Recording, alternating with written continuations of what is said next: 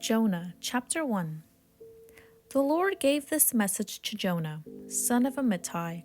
Get up and go to the great city of Nineveh.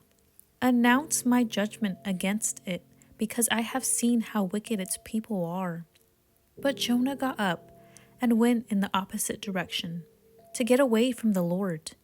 He went down to the port of Joppa, where he found a ship leaving for Tarshish. He bought a ticket and went on board, hoping to escape from the Lord by sailing to Tarshish.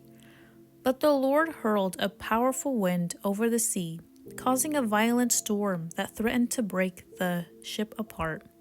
Fearing for their lives, the desperate sailors shouted to their gods for help and threw the cargo overboard to lighten the ship.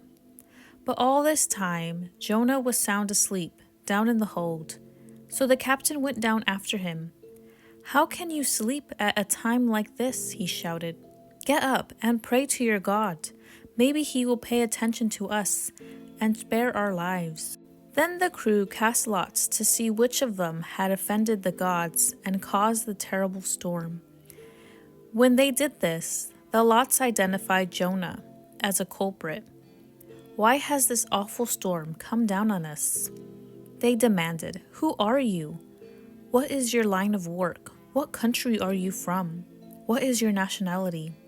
Jonah answered, "I am a Hebrew, and I worship the Lord, the God of heaven, who made the sea and the lands."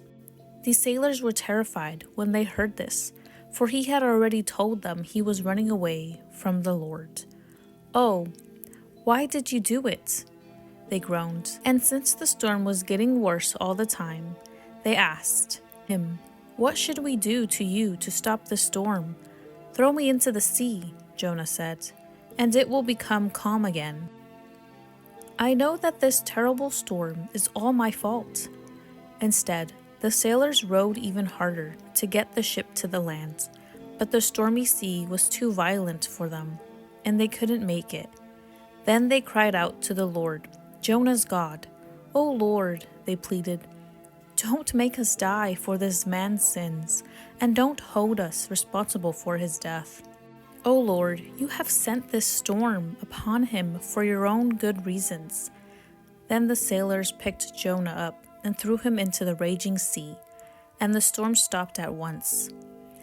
The sailors were awestruck by the Lord's great power, and they offered him a sacrifice and vowed to serve him.